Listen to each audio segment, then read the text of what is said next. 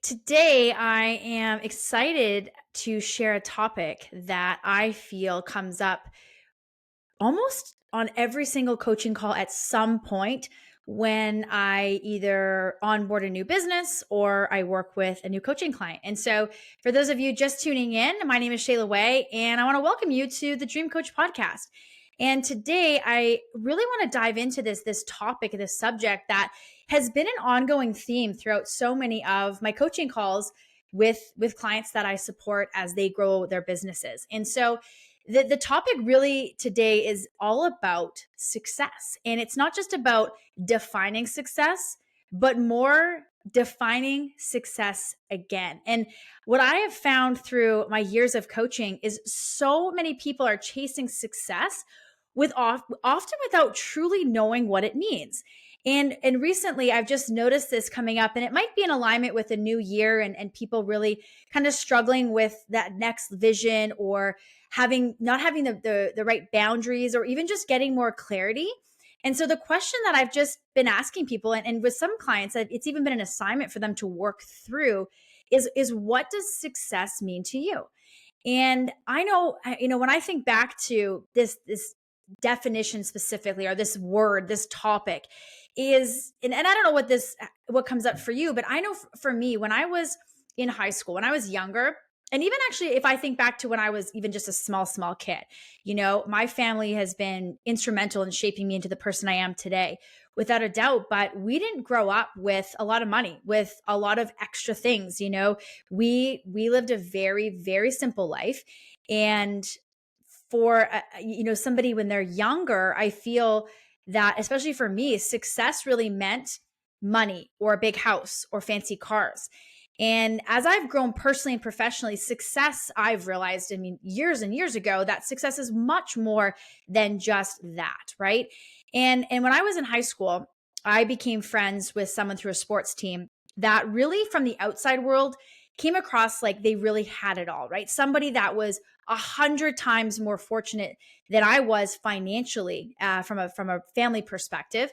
And I got to know this person quite well on the sports team. And this really gave me, and I feel like when you think back in life to pivotal moments that shaped you or that gave you that clarity, you can always almost go back to exactly that time in your life when you're like, that's when I realized, XYZ. And so for me, when I think about defining success, and what I've been helping clients do more recently is defining success again, is that pivotal moment for me that really stands out is having this friend who was an athlete on the team that I was playing on, come to my home. And again, I was sort of embarrassed that we didn't have tons and tons of different varieties of food.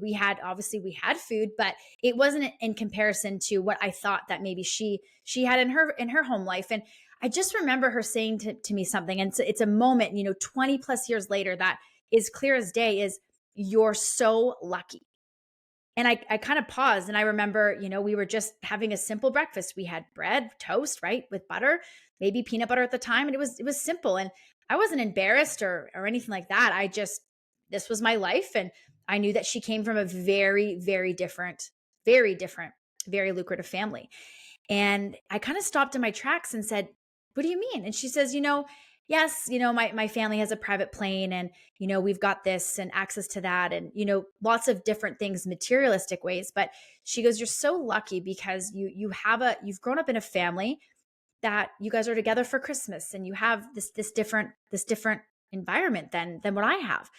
And I just remember, for me, that being such a pivotal moment, a defining moment in my life, that, whoa, success isn't necessarily just finances, just a car, just XYZ. Now, that's my story and what success means for me. And again, it doesn't necessarily mean like family has to look away, but the biggest takeaway I got from that was, whoa, I have to really, number one, be very grateful for what I have already. And number two, that gratitude of somebody looking at my life being like, you kind of already have it all. And really, I believe what she was referring to, or how it landed for me, was just love.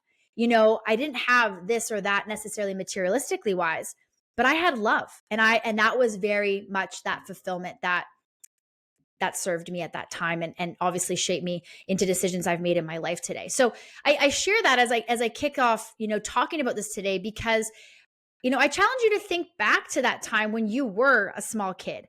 And man, what did success look back, for you when you were maybe like 6, 7, 8?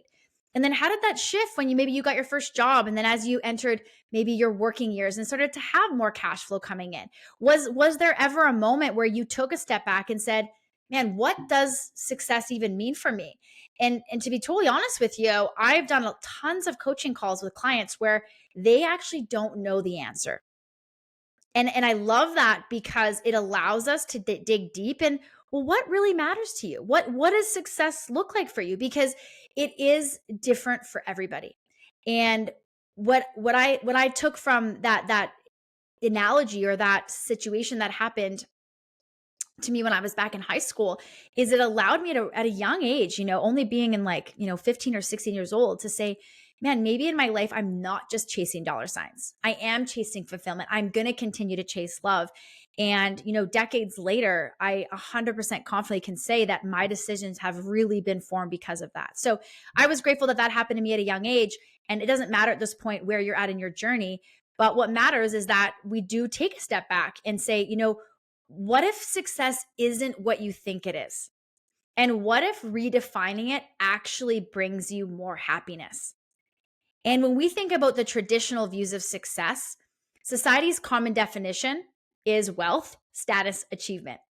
And sometimes the challenge that I found with some of my clients of chasing an external validation is there's people that have that wealth, status, achievement, yet they're not fulfilled. And so when we think about redefining success again, could that definition look different for some of us, where it's not defined by wealth or status or achievement, but in fact, it is actually defined by our values, by what's important to us. And I think this is so powerful as I've helped people go through different chapters of life, is it can look a certain way when you're maybe in your 20s. It might look different in your 30s, your 40s, your 50s, and your 60s and beyond. Is that our definition of what it means to be successful is what I believe very much in alignment of that feeling of fulfillment. So I invite you to dive into that, right? Question, what is your definition of success? And are you really confident in that? Or are you kind of following someone else's version? Or have you just kind of gone with the societal definition, right? That the common ways that we view success. And so the importance of aligning success with your values, what I've really found through my years of coaching, is it really comes back. I found for myself, whenever I'm not feeling that alignment or fulfillment, and when I see this in my coaching clients, is just asking yourself these 3 powerful questions to redefine success. Is number 1, what does a meaningful life look like for you? I've had so many coaching calls where I'm working with a company, or I'm working with a client specifically that has the wealth, they have the status, they have the achievement, but they're really not living a meaningful life. And I don't know, but for me, that's not success, right? Now I have my own definition, and I'll share that later. But what does a meaningful life look like for you? And it's totally cool if it is wealth and status and achievement. That's totally cool. But also sometimes that might not be the only thing that creates success for us. The second thing is, how do you want to feel every day? Right? We get this trip around the earth one time. And how do we want to feel? Do we want to feel overwhelmed, like we're stretching boundaries, tired, anxious? Do we want to feel fulfilled, calm, enjoying the journey, present? Right? We know that those things exist. So getting clear on, well, how do we want to feel? That could be a part of the definition of success. And the third one is what impact do we want to make? Sometimes when I'm working with clients, we get so caught up in the next goal, the next promotion, the next level of growth. And while I do totally believe all of those are important to keep us challenged, sometimes it's really important to just take a step back and say, well, what impact do I want to make? Why am I even doing this job? Right? Why am I building this company? And I know for myself, when I've gotten really clear on what a meaningful life looks like for me, how I want to feel every day, what impact I want to make, has absolutely helped me time and time again as I've gone through different chapters in life, really redefine for me my definition of success. So other examples might be freedom over finances, might be work-life balance over hustle culture. It might be inner peace over external recognition. This can look and feel different for everybody. And I think that's the power of success, is that we need a variety of different types of success to really fulfill all the different roles out there. And signs that I've seen, especially in coaching calls where people might be chasing the wrong definition of success, is that scarcity mindset versus abundance mindset in success. Is sometimes we can get really caught up in, once we get to a certain level, we need more. And then we get to the next level, we need more. And while I don't think that chasing goals and dreams is wrong by any means, I mean, I absolutely have my own goals and dreams without a doubt. But when there's that lack of clarity or not appreciating the journey, that is where sometimes I can see businesses and clients really get stuck, is they're just doing the next thing to do the next thing, when really oftentimes the thing they have now is what they've been chasing, and that is their success. And I see this a lot. I had a client a couple weeks ago that's moving into a new role with the company and has been working, endless hours, almost 7 days a week at this time. And it's been a couple months. And I just questioned this person and I said, can I ask you a question? What's your definition of success? And it really just peeled back a lot of layers of, wow, you're right. This is what I thought that I wanted, and it is, but it needs to look and feel a little differently, because the trajectory of where this client was going was not going to be good. It wasn't going to allow for a healthy lifestyle. It wasn't going to allow for a relationship, wasn't going to allow for, any friendships or social time. And it just took getting clear on, well, what does success even mean to me, for this person to just reevaluate and say, well, I absolutely love what I'm doing. And I also need to redefine again what success looks and feels like. So some action steps that I've helped people redefine their success is as simple as this, is write down your current definition of success and then rewrite it in a way that truly excites you, and focusing on that progress over perfection. And I speak a lot about that because I see a lot of clients, especially the ones that are leading small businesses, wanting to have everything perfect before they take action. And as I've gone through my own journey, is I've learned that you just got to take a step forward, just have some progress. Because as soon as we get to that next level, we're going to want to grow again. So we're really never going to have that perfection, and that's okay. That makes us human. And so some tips that I'll give you around, and again, I use this with a lot of my coaching clients, is define 3 non-negotiables for success in your life. All right. So as we're kind of brainstorming and as we're kind of redefining this success again, is define 3 non-negotiables for success in your life. Then set up a success reflection practice, or weekly check-in. So have those things in your life. I know for me, it's a date night with my husband. It's quality present time with my children. I love working. I love, having a big plate of a lot of different things happening. And it's also important to me that I do have present time with my kids. That's a non-negotiable for me. And the third is fitness. And so for me, between my date night with my husband, present time with my kiddos, and then my fitness, those are my weekly check-ins. And so if those aren't being met, that wasn't a successful week for me. I could have hit this bonus or I could have got that client. But if I don't have those 3 things checked off, that to me wasn't a successful week, right? So what could that be for you? And then just start tracking the joy and fulfillment instead of just metrics, right?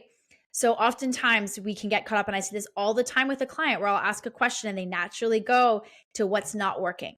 And I say, hey, I can appreciate that, but share with me what have been some wins. So just rewiring our frame of mind of how we can really show up for people. So just as we kind of recap everything today, I just really challenge you to get clear on defining success again. And I invite you to share that with a significant other, with friends, with coworkers, and just keeping that in a place that allows you, as you make this new shift into why we're doing what we're doing, to allow you to just really be present and embrace whatever success means to you. So true success isn't always about what you achieve. It's often how you feel while achieving it. So I hope you enjoyed today's episode all about redefining success again. If you like the episode, please share on your socials and tag me at Shayla Way Coaching. Appreciate you. And thanks again for listening in.